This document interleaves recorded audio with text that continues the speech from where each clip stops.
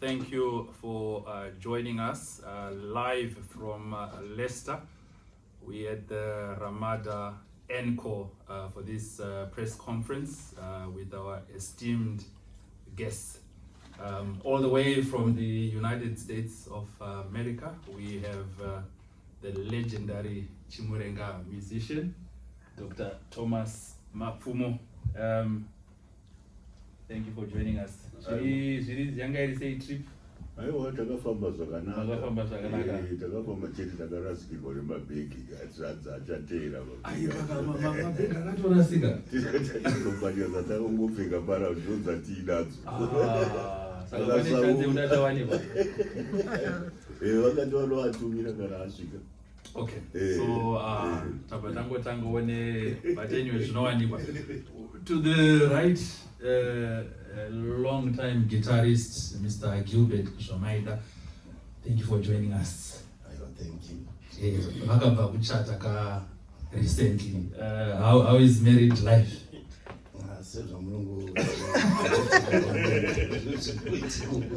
Anditaurai madzoka.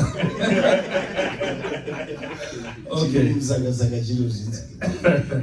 Okay. To my left, Zim Danzo Queen. Not Queen here. Zim Danzo Queen Lindsay Ngura. Thank you for joining us. Thank you so much. Yeah. To my extreme left, Sungura musician, Mark Ngwazi. I think you may say, well, in diaspora, munoziva hit record inonzi Taurai Madzoka, and many others. Do varidzi vebasa. Thank you for joining us, Mkoma. Aiwa, ndinotinda. Ndinotinda. Mataura Madzoka.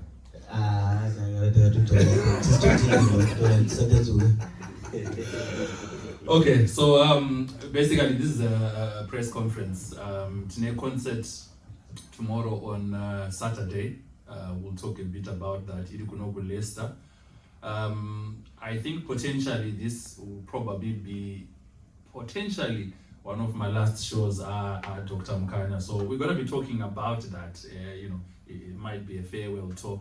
But I think when a lot of the people out there saw my posters at this concert, the immediate question was, why do we have Dr. Mkanya, Lindsay, and Mark on this bill? So I think I'll start off na Mkanya kuti mutitsananguriro kuti lineup ne selection yenyu when you were working on this kuti why did you choose these two? Aiwa, munoziva kuti ini ndiri munhu anoteera mumadzi evanhu vakasiyana siyana. Hapana mumadzi andisingateereri, be it jazz, rock and roll, whatever it is, pop music, kana zvana hip hop, zvana dancehall, hapana vandisingazivi. Saka Ngwazi uyu ndakamuteerera ndikaona kuti mwana mudiki vanoita iye anoti Sungura music. Ndakamubvunza Ngwazi ndikati, iwe zita rekuti Sungura unoziva kuti norevei?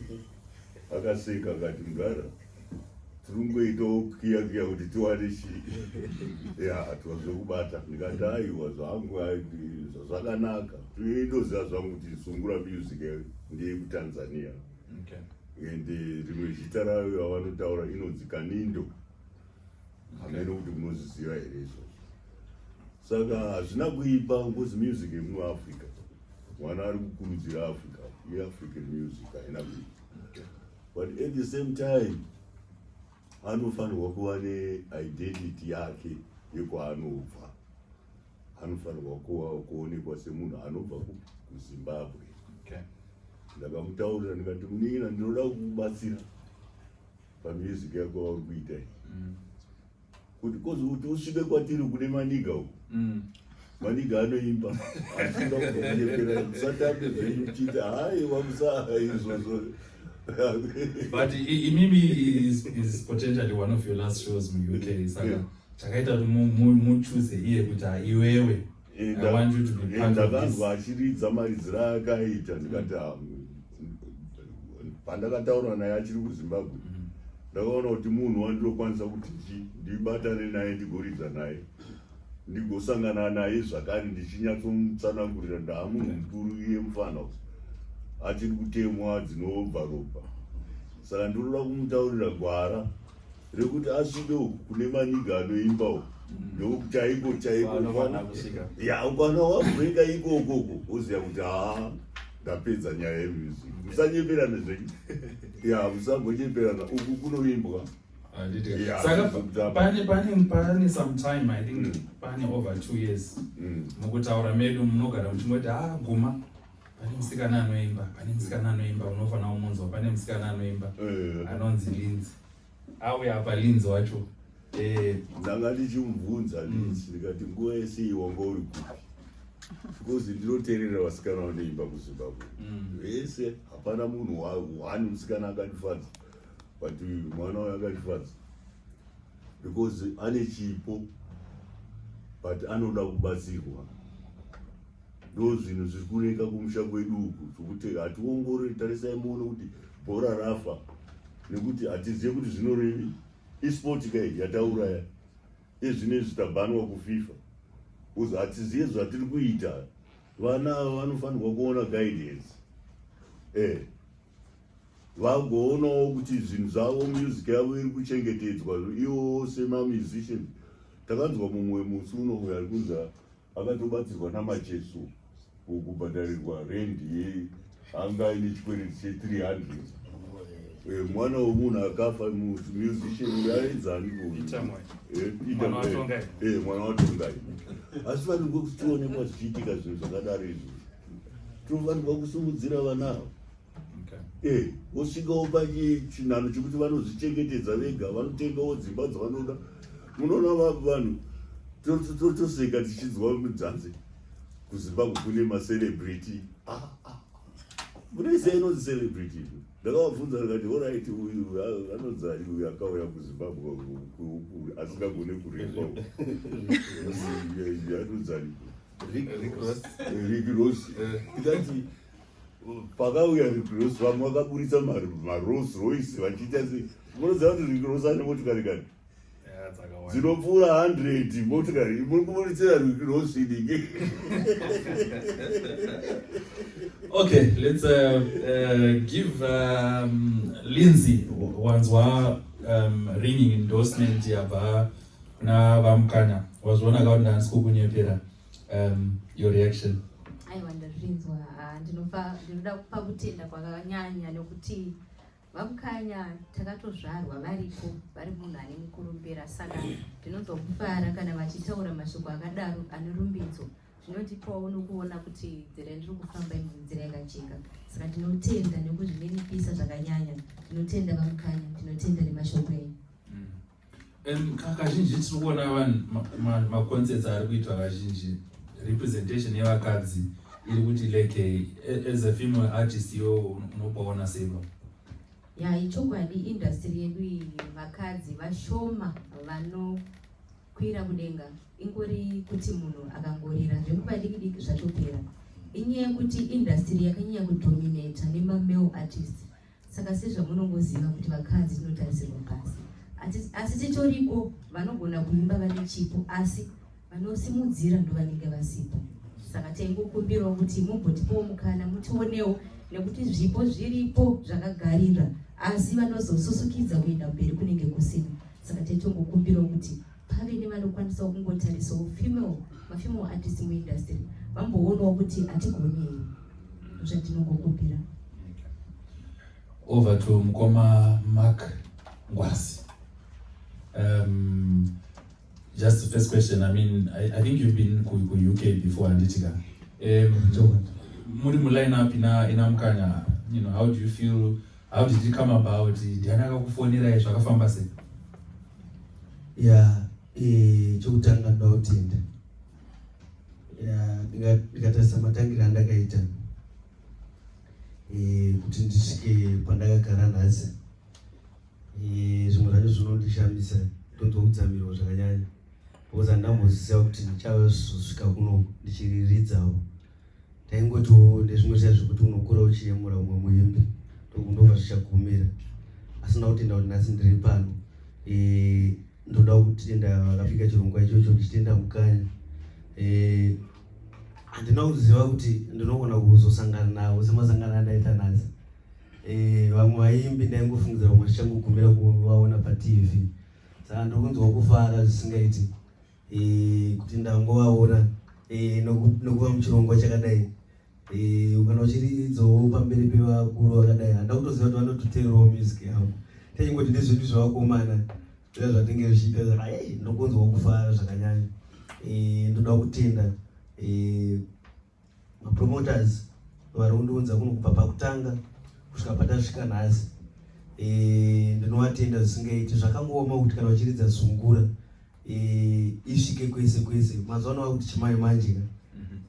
Saka vamwe vapfana vamwe vanenge vachangozvarwa havazokwanisi kuteerera, vanenge vachingoteerera imwe music iriko mazuva ano vachifambira nenguva. Saka ini pandakatanga handamboziva kuti ichatoteerwa kusvika payasvika nhasi. Saka vedu ini ndoda kutenda kunge ndiri panapa haisi nyore. Notendawo mukanya ndichiti nokumbirawo nemapromoters kuti kusungura tikaverenga vanhu vakauyiwa kuno kuUK togona kuverenga vanhu 4 kana 3.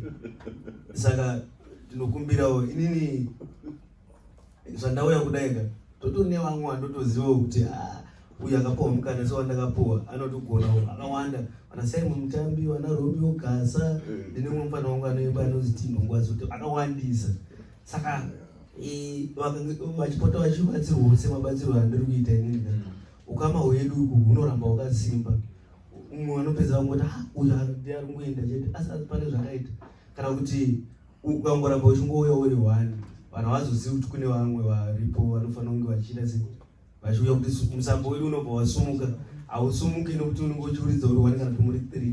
Tikawanda takadaro ndorwadzi usingaiti wezi mudhaidzo vakuita kunge vakutikurira because vanowanzouya kunonge vakawanda. Handotenda. Okay. Ndine mubvunzo wandiri kukandira mukanya. Hatida kukumhanyirirai kumberi. Toti isusu i-farewell tour. Toda kuti imi mutitsanangurire kuti right, show iri mangwana Saturday. Tiri vagari vemuUK isu. Is this the last time yatiri kuonai muri pastage muno muUK?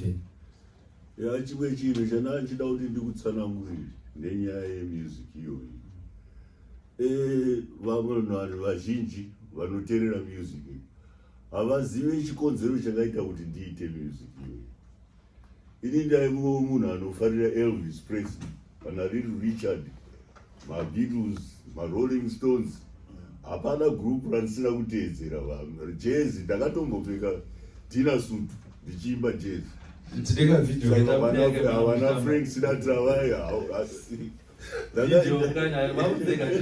Tine video yeta player yamukanya vachitamba vachija presa. Nyaya iripo ndekuti nguva iyoyo kwaivo kuchiitwa iya inonzi rock band contest. Yaitwa cigarette company yainzi Texans. Ndo vaiita kukupi kuya kunonzi kuground kuya kunonzi kwatakaridzira last show yedu yatakaita chimurenga hanzi kuGlamis Mupanzwa. Saka ninge show iyi yaikudaidza mamwe magroups aitobva kuSouth Africa kuya kuzokombita. Yaiva iri competition yemabands, battle of the bands, varungu nevanhu vatema. Saka isusu vanhu vatema kati hatisina music, taingotedzera zvevarungu izvozvo. Apa tiri kuimba isusu taimba last song. Kustage yanga ine 2 ways yekuti kana isusu tiri kufront tichiimbira vanhu, vamwe vanenge vari kuseruko vachironga mainstruments avo. Imi kana makuita last song yotenderera manje ichiunza vaya vanga vachironga, imi makubva pastage. Apa tiri kuimba tiri kufara. This could be the last time, baby, last time, I don't know. Murungu akamira pasi apa akatarisa. shut up you kefas, shut up. Mumwe mukomana akangowatairiza nayewo kuZambia. Zambia yakanga independent. Akajamba akadhaivhira mumbuya pauno. Takatozoita takanura. Izvozvo musi iwoyo zvakandichinjisa zvinhu zvese. Ndakatanga kufunga ndikati kana vachitirambidza kuimba nechirudzi chavo, isiso hatina maimbiro here. Ini ndakakurira kureserva kai. Ndakafudza mombe for 7 years ende ndaizwa mbira. Ndichinzwa music yakawanda. Imwe yataiimba tiri panze tiri vana vadiki. Ndikazoona ndikati inga iyi music inoita kuti kana tikainyatsoigadziridza vanhu vanotambawo sekutamba kwavanoita music yavo. Ndo zvakandichinjisa mwana wamai izvozvo. Vanhu vasakutombovuka. Ndakarwa hondo imwe yekuti saka murungu yanga asiwo pasina mukanya. Aiwa pasina because ndaingofunga kuti zvatiri kuita zverock and roll. Tairoka ikuna zvokutamba kaizvo. Saka video iri ku TikTok yanetsa video iyoyo yamukanya vari kutamba. It's not a fake video. Ndimukanya vari kunasa kutamba itsvage pa TikTok muchaiwana. Okay, saka last show here. Haisi last show yatoda kuita last tinoda kuitira kuZimbabwe. Okay. Muri kuziva chikuru chiri kutimisa kuti show iyi kuZimbabwe toda kumirira kuti vanhu vasununguke. Kana kwaane hurumende yevanhu isi tichaenda kunoridza last show. Muri kuzwa zvatiri kutaura. Iye zvinezvi hakuna hurumende yevanhu, musanyeperane ka. Ine handidi kutaurira ndakaviga upinyi. Hakuna hurumende yevanhu, musanyeperane. Because kana Al Jazeera yakakupai nyaya imimi ikakutaurirai kuti ndo nyika yenyu mamiriro yakaita zvinhu zveizvi kudo moramba makagara muZimba. Muri kuitei muZimba? Why don't you get out there mutaurira kuti kutaurira mukuru wenyika kuti uri mbavha iwe. Chii chauri kuita, uri kubira nyika. Iye zvinezvi Zimbabwe yakambani yaMnangagwa yaanoita zvaanoda. Amai vaye vakabatwa negold, vachida kubuda negold. Iye zvino vari papo ndo vamukuru wemamainzi. Saka muri kuzvifambisa sei? Aiwa muri kugara mudzimba muchiiteiko mudzimba muchitoona munhu achiita maitiro ari kuita. Hey, Chamisa is a small boy. Small boy kuita sei? Hautonge nyika iwe. Unonzi small boy iwe nemhuri yako iwe. Hautonge nyika iriwe. Unotonga nyika. Kwega saje ndo akanga ane 27 years akatonga nyika wani. Vazhinji vachati imimi you are a legend. Mane career yatirebei muri kuAmerica. Munokwanisa kutaura about these things. Vari kuZimbabwe uko vanofesa maconsequences ekutaura zvavanenge. Inini kana ndanga ndiri kumba ndaingotaura zvimwe chetezvo. Handisi kutaura nokuti hanzi kana kuti ndakawanda. Handina kutombowanda kwete. Kanditi aiwaka handina kuwanda kaini. Kandi iko kumba kwacho munondiziva kuti ndaigagara ndichitaura izvozvo. Mugaba handina musoropodza ndichibva kuno kushowe kuno. Zvikabuda pa inonzi Sunday Mail ndito pari headlines zichinzi mukanya vatuka president. Ndada kutotsvagwa nevanhu kaini. Vamwe vachibvunza kuti hanzi ari kuridza kupi dasi.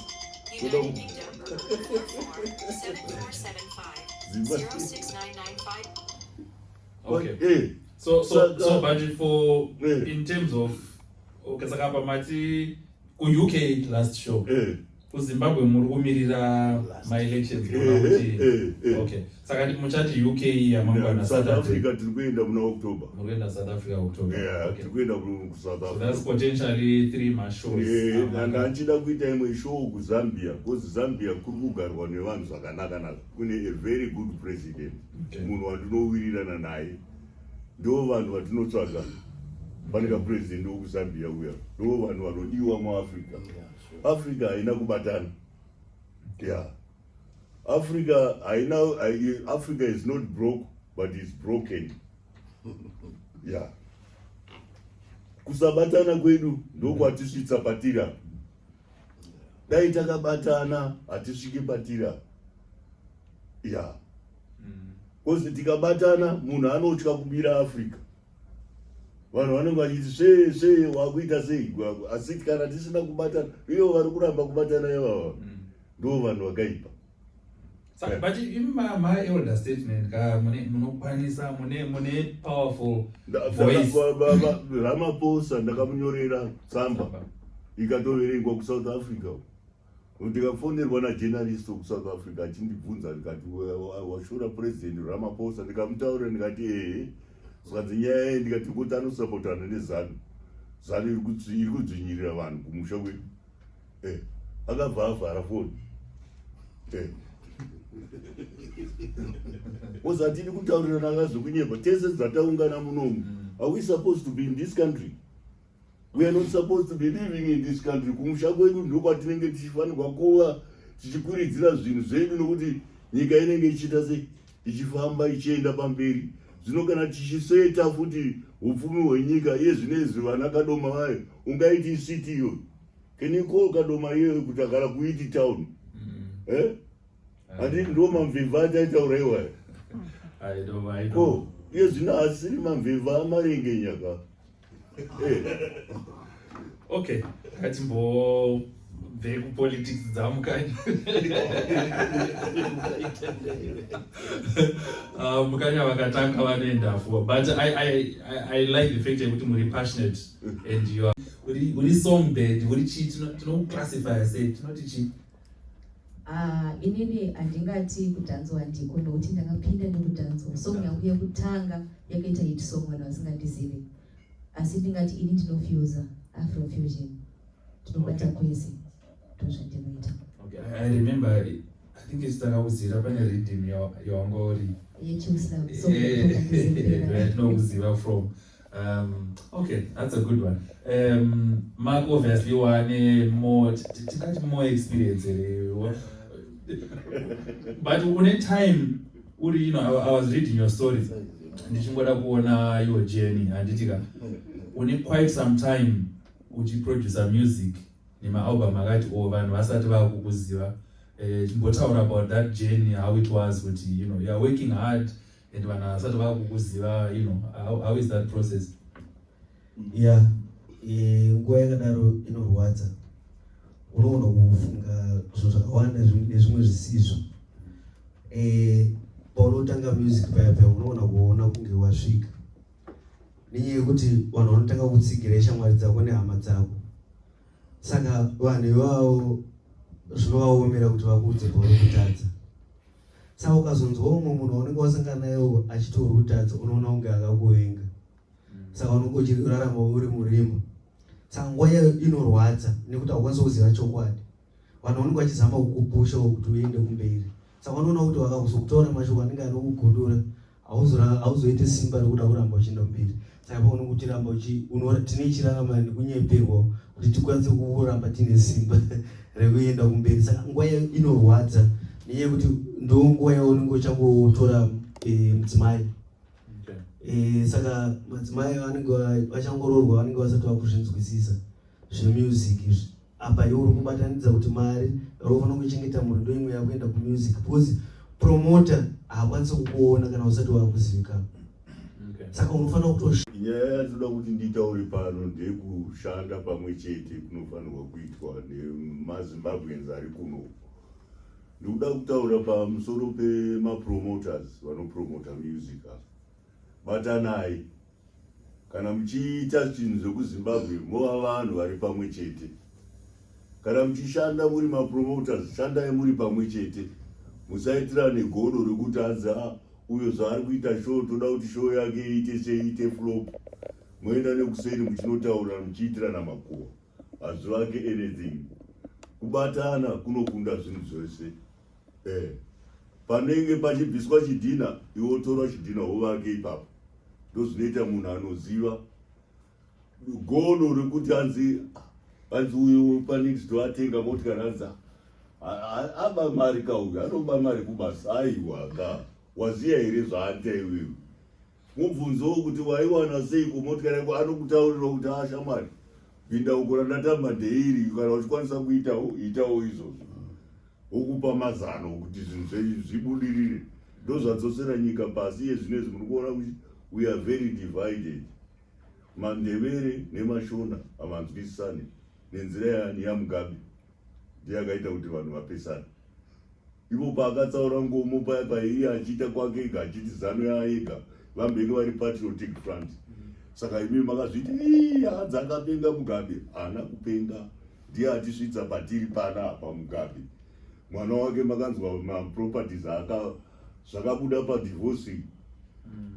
Takanzwa madzimai uchiva anonzanui mwana wacho bona bona mwana mbika akadai chokwadi here anoita maproperty kwababa ndinika makamupa kama varombe hatidi zvinhu zvakadaro ngatirege kupesana ngatidananei. Ndikaona munhu wechindevere ihama yangu ndotofara zvikuru kuti inga ndasangana nemwana wokumusha. Datiri vanhu vanoziva vana havafanirwi kuti vari kumashonarendi kana kuti vanongofunda zvakasiyana. Ava vari kufunda chindevere, vakufunda shona. Aiwa, bhuku ngarive rimwe chete. Kuchikoro vana unzi nhasi tiri kufunda ndevere, kouyawo mangwana aiwa tiri kufunda shona. Vana vazive language ndokubatanidza vanhu eka. Vakabatana havachabvunzana kuti anzi iwori wekupi. Aiwa ai hapasisina izvozvo.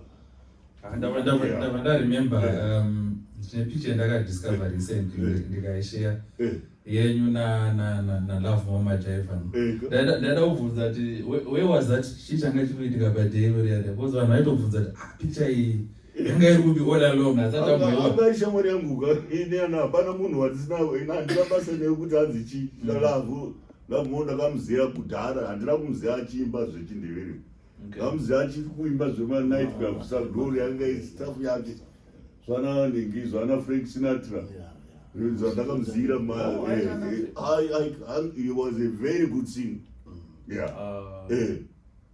Ndakamuzivira kubhurawayo ndoka ndakamuzivira Love Mo Chuma. Akanga shamwari yangu iyewo nemandevere ake vairidzana vanani vanafanyana vaya vana vakati zonda akazonzwika achitaura ngazi achitikirira mablacks unlimited hanzi izincha zvekatova aiwa aiwa zvinowanikwa. But yanga iri shamwari yangu ndaimufarira akaridza nasekuru Marshall sekuru wangu vakamuridzira mumajaiva nadrum. But it's interesting. I mean, you've had such a long career.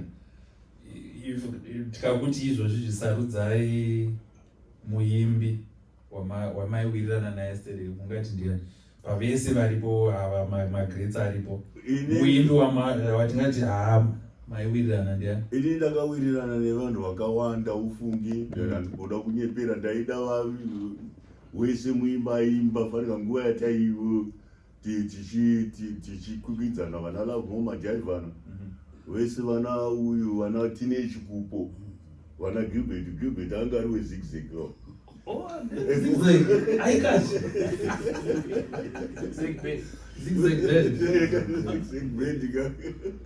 Gomora Basari. By the way, mofana unyora bhuku ngara. Mofana unyora bhuku. Isiripo. Vesa hapana singanzwanana na tainzwanana tisema musicians ende. Taitraya kukurudzira Zimbabwe. Ndisu nana Zex Manasa. Vesa ndaiwo shamwari dzangu ndapana wana vandisingadi. Vamwe vaindirevawo ndaiyosina basa nazvo ndingoziva. But answer ya politician musina kusarudza wana amuna wani here watingati wandinoti handiuyu hapana. Oliver chaiye ndanga takasangana naOliver taigara pasi tichiita majokes tichitaura zvinhu zvakawanda tichitaura nenyaya yeupenyu hwedu. Anga iri shamwari yangu Oliver, ndainzwanana naye zvikuru.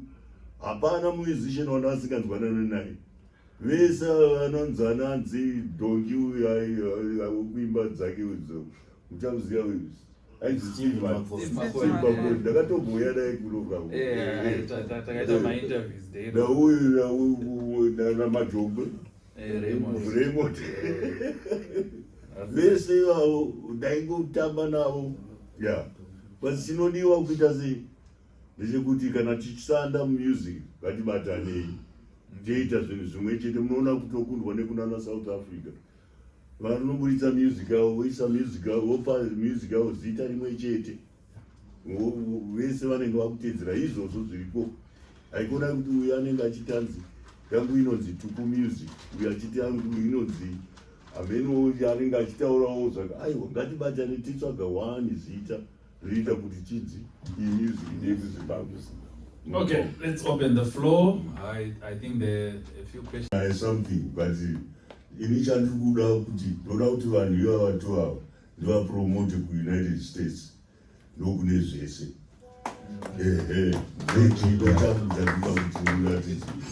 Toda kuti tibatsire vana vachiri kuuya. Mwana ane talent, ngatiregei kuti toona talent rakadaro richingoti mbongombo. Hazvisiri izvo. Vana South Africa vakaprodusa vana CC Miriam Makeba vakaenda kuAmerica, vana Yuma Sekela. Ndozvinhu zvatifanirwa kuti tiite, tigadzirewo vana vedu tivafundisa tsika nemagariro. Uku vanoda kuziva kuti kana uchiuya kuzoridza kuAmerica ukurepresenta nyika yako here, because wese munhu anoridza kufestival anorepresenta nyika yake. Vana certificate, vana chichi, vese anenge akamirira nenyika yake. Saka ndozvinhu zvatoda kuti tione tichiita muZimbabwe, takabatana kubatana kwakadaro ikoko. Tinokunda, kana tisina kubatana hatikundi. How do you feel? Kupererwa. Handina kumbopera ndakazvitarisira kubva ndichitanga kuimba kuti ndingazova munhu anganzi aimbawo naDr. Thomas Mapfumo. Asi ndinongotenda inyasha dzaMwari. Ndinotenda chokwadi, ndinotenda ndinopa kutenda kutenda zvangu ndatenda. Aiwa, ndonzwa kufara mukanya mudhara vedu chaivo music yavo takabvira kare chiitirira taitomboita zvedu musikanzwa tiri kumusha nemuHarare. Kana tiri pashow tine imwe song yandoitira munamato kuvaimbi vese varipo, saka ndotombosvika pamumba ndomboteedzera mukanya kuti tinoti makadini mose.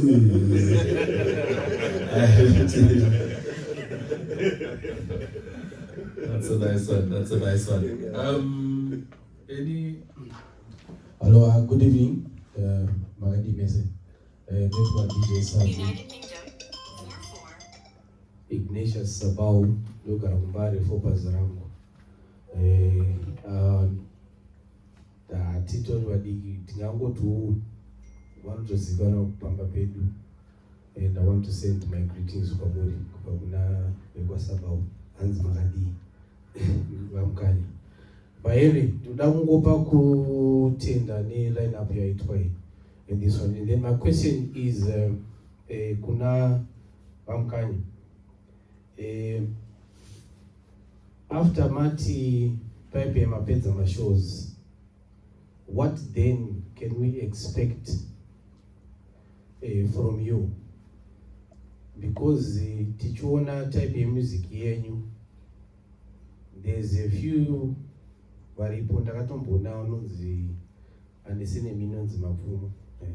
So I mean, like in academy, are you looking at doing something like that? Because makati mdakuta I step back. Ndokumbura kuti mungoti clarify ipapo kana zvichikwanisa. Thank you. Okay, I would say maybe ndikuallow to ubvunza again makanase kubvunzwa. Nyasa kubvunza again wabvunza. Okay. Sorry, I hear nani. Okay, ndati thank you so much for music over the years. Ndati pamchati mapedza mashows ese munomu akati kuti then I think South Africa, Australia. Our name out this is the last one here with Zimbabwe. After that, what can we look forward to? Is it an academy for grooming, or what plan is there, or something secretive? Aiwa, zvakanaka kuti inyaya imwe chete yatakachitaura, nyaya yekuti ndinoda kuti ndibatsire ma-upcoming musicians vafana vachiri kuteera ndovaratidzawo gwara remusic kwandiri kugara uku no kune music ndakuudzai nenyaya yemaniga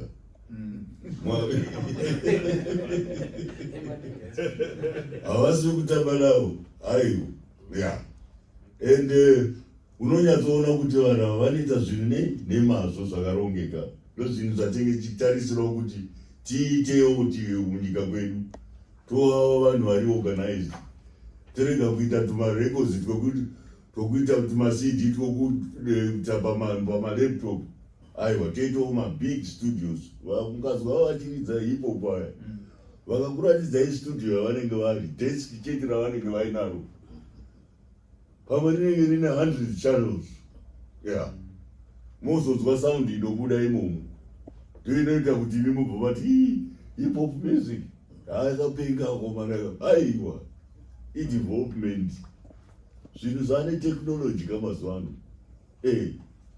zvane tikasateedzera zviri kuitika mazuva ano Kanye West akataura akati akomana 400 years takati chiiteidze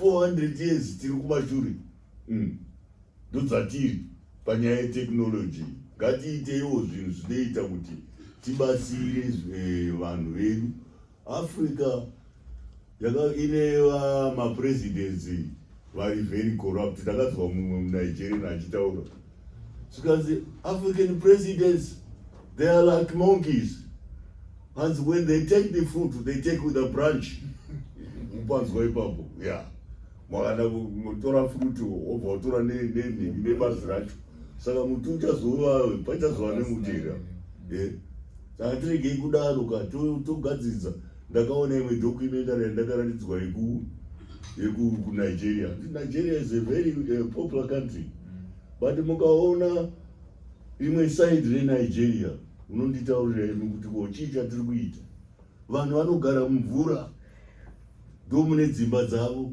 ndio toilet ndio vana vachiswima futi mutoilet imomo asi mukana maona Nigerian team ichiuya munonge kufunga kuti kwakapenga kuNigeria ndokupenga kwediri ikoko wakomana azvisiri izvo kwangati developewo toitawo zvinhu zvinoita kakutoratidza kuti tiri vanhu vakabatana tirega kuita rumwe zvatakaita izvi Africa ngaibatane hapana chinokunda kubatana vese vamanda varonzanza marema hambofa akatonga South Africa achaitonga because ari kutaura kubatana kweAfrica ari kutaura marema kuti ngatibatanei maAfrica saka is a very good youngster munhu akanaka ari kuziva zvaari kuita munhu ari kuziva zvaari kuita ende chimwe chinhu ndoda kutaurira kuti vanhu vepolitics ava iwo kumusha kwedu musatungamidze Mwari pamberi muchiita anzi God izvineti muri kuita zvikanganisa kuzi hondo iyi yakatangana nambuya Nehanda mukatadza kuziva kuti mune midzimu ndosaka muri kuona tiri kutenderera panzvimbo imwe chete hapana kwatiri kuenda kuzi tiri kuona vari kamudzimu ndianani makataurwa nevarungu kava mamissionaries unoona achizorwa dududu rasani inini ndakafunda kumission unoziva zviri kutaura mission wedzi racho roti missionary unoziva kuti norevei varungu vakauya vane bible vakati vakangokuverengerai maverses machinjwa apa varungu vanoziva kakudestroya kaculture yenyu kana vachida kukudestroya vanotanga vadestroya yenyu culture weirepressa neani neyavo mobva mawira vakadzi venyu vakupenda miromo vakufamba mavo vakashama ndozvanoda varungu izvozvo ndoemaitaura kuti munhu wese anenge achinamata kuna Mwari saka God is too busy to imi mune muri busy hanzi Mwari achatoona God ari kupama ari kune kumwe uko ari kudhira nemamwe nyaya hamusi mega wakamuri kushupika wakawanda kwaanenge ari ati dai Mwari aibatsira maJews 6 million vakaurayiwa nemaGerman Mwari akanga ari kupi tongoisa 1 million vanhu apa chete apa vakafa munofunga panobuda chakanaka va6 million vakaurayiwa mwari akanga ari kuti vanga vasina mwari handiti munotaura kuti Israel, the children of Israel. Saka mwari akanga ari kuti anoti mwari anobatsira anozvibatsirawo ukarohwa ukasadzorera yafa kwako. Okay, okay, we're just about to wind down. Okay, one more question. There you go. Last but not least. There you go. Can I see it louder? Do you need the microphone? Right. I know what one of my question and but I'm asking a totally different question. Right. Wamkanya. Those are chinogara chichiku chamunoshuvira kuti semaZimbabweans tikusara kumashure in terms of music. Vana Burna Boy are doing really well. Vachinge vachitera mumashure me Fela Kuti, and they've made the music very popular. Chii chatingaite isu semaZimbabweans kuti tinge tichikwanisa kusvika palevel iroro kuti tingewo tichisvika tizikanwe like musuno Burna Boy yakazadza stadium yeWest Ham. Hazvife zvakaitika neAfrican artist. Saka tozva ndochishuviro chenyu imimi tingaita sei isu mapromota government nemamusicians. Aiwa ndizvozvo hakuna kusinga zvinhu zvinongoitika kana munhu achigona chinhu chacho haungamurambiri kuti asi inini vana Burna Boy vaya ndinongovanzwa ndakazoteerera uyu anonzi ani Davido muzuno pachimba CNN ndakataura adzimai angu kuti Davido haanakidzo hatidi kunyeperana kaine haana kundinakidza. Of course, hatidi kunyeperana. Kana usinganakidza haunakidzi, kana uchinakidza unonakidza. Ndakavaudza ndikati haanakidze Davido. Munongotaura zvenyu hanza yakadzvarigwa kuno kuAmerica. Hati isatiri kuda isisu. Toda identity yeAfrican music. Identity yenyu chaiyo chaiyo. Ngatiregei kunzwa kuti tanzwa kuti kuJamaica kwaita beat yakadai ndozvatakutedzera izvozvo. No, ngative neidentity yemuAfrica yekuratidza kuti we are Africans. Tova neidentity iyoyo tobatana as Africa. Tarisai hip hop iyayi vakakucolonize all over the world ka izvinongangonzwa makutoti zino chaizvo hazvisiri izvo karume ka zvedu zvatiri kusiyiswa izvi unonzwa uchitaurirwa vekuuya vemamishinari tavo tine mazita edu echishona kaizvo asikonzi unonzani ota ndinonzi ndonzi kasikana kana kuti anonzi aiwa zita rako nderaDevil iwewe wakunzi Dominic ya wobva wafunga kuti shuwa iyi ndoramwari chairo chairo iwe takukuti unonzi David sekuru masha unoziva kuti vaizana zita ravo reshona ratinoziva ndakakura navo kadhasekuru wangu ticharwa but vakuenda kutaona vakachinja vakada kunzi Marshall.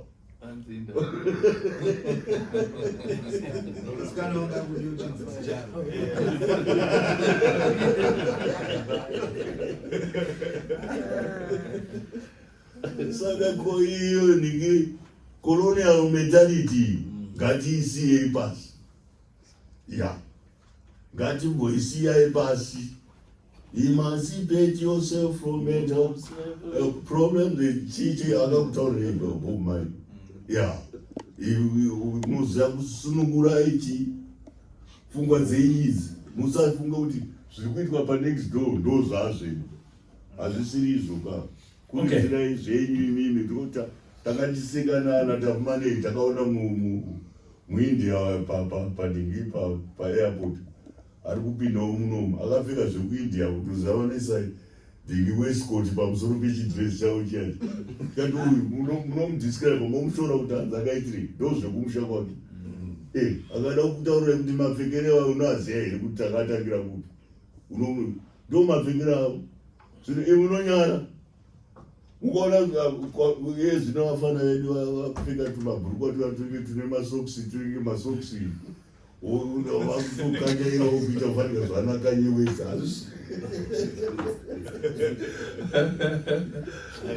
mukanya makaoma. Okay, I think time yedu yakuti ende. So what I'll do, ndakuchipo ma artists is there a very mbokayo mazuva maida ambotaura. Oh, okay.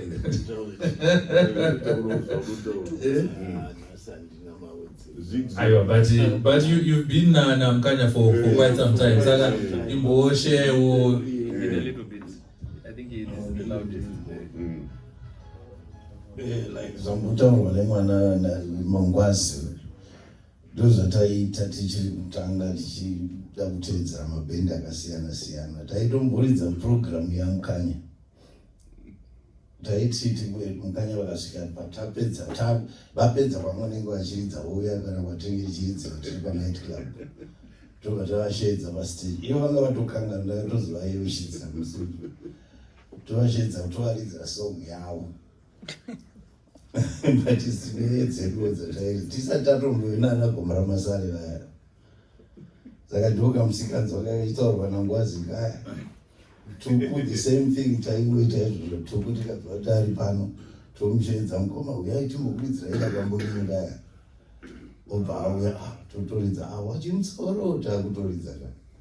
Saka nzira yacho irefu asi inoda kushinga ndozvandingangotaura chete zuva ranhasi. Attend. Aiwa, that's a nice. Kwanzi zigzag zvaita se makarifunga zita racho za zigzag takatopiwa senickname. Nickname yevanhu vanoprovide ma-instruments vaya. Isusu tainzi Yoko ipapo. Yoko ezai 1981. Tikanzi zita renyu munzani tikati kutonzi Yoko 81. Tikanzi saka muchangura munjuri Yoko 2000.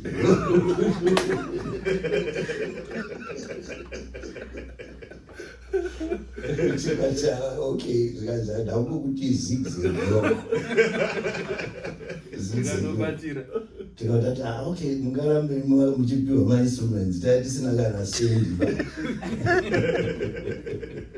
Asi kudhara yakatichengeta still vairi Mr. Kadene kwekwe ndokwandakagara almost 20 years ari Mr. Kadene. Okay. I think time is now Mira Moshe Saka. Thank you to everyone who's come and been part of this press conference here in Leicester. So we are obviously hoping those who are watching, you will come and support tomorrow. Say me in UK, potentially, I think Mazinzira Mega, this is probably the last show. Mukanya Monomo UK. He's got a few others lined up, obviously. I think when South Africa, 7 Germans were in Zimbabwe. We also, this is an opportunity to check out the new kids on the blog, the new talent. Manzwao ma good reviews are Mukanya about the two artists who are here, Lindsay and Mark Ngwazi. Come and support. Is tomorrow Saturday. It's chorus suit and it is. And Trutanga, what time? 8 o'clock. So this is quite a special occasion. Said in a way, it's a farewell tour. Mdara Wedu is giving us a lot of very good memories. Thank you for your honesty over the years, Mdara. I think Mdara Wedu has stories. He has a million stories to tell. He's very passionate about these countries. You know what you get when Mukanya is in the building. So thank you guys and everyone. Just 2 questions. You want to throw a question? I think time here do. Oh, yeah, because I understand by now I'm kind of need to go and practice. So yeah, we'll. Thank you very much, everyone who's attended and everyone who's watching. Please come and support tomorrow. Thank you.